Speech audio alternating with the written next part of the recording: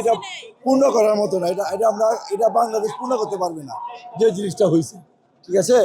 তো আমাদের একটা অমূল্য সম্পদ আমরা হারাইলাম, এটাই হলো সবচেয়ে বড় কথা।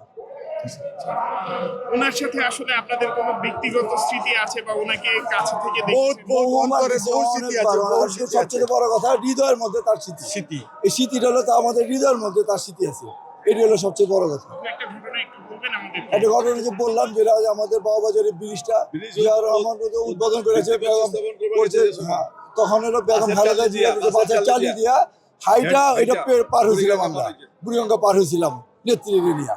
এবং আগানগর মাঠে বাস্তবায়ন করে গেছে, এবং তার জন্য আমরা এই ব্রিজটা পাইছি, এটা উদ্বোধন হয়েছে উনার দ্বারা।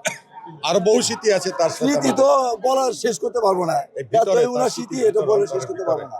অন্তরের স্মৃতি ভরা, এখন সবচেয়ে বড় কথা আমাদের কষ্ট এতটাই যে উনি এই জায়গাটা পূর্ণ করার মতো কোনো জায়গায় নেই। এটা পূর্ণ কিভাবে বলতে পারবো না, এটা কিভাবে পূর্ণ হবে। জায়গা আমাদের ভাগ্য খারাপ যে উনি আমাদের মাছ থেকে চলে গেছে। এখন আমাদের দেখি সামনে কি হয়। আমাদের অ্যাক্টিভ চেয়ারম্যান তারেক রহমান এটা হাল ধরে ইনশাআল্লাহ শক্তি দেন, সবাইকে যেন শক্তি দেন।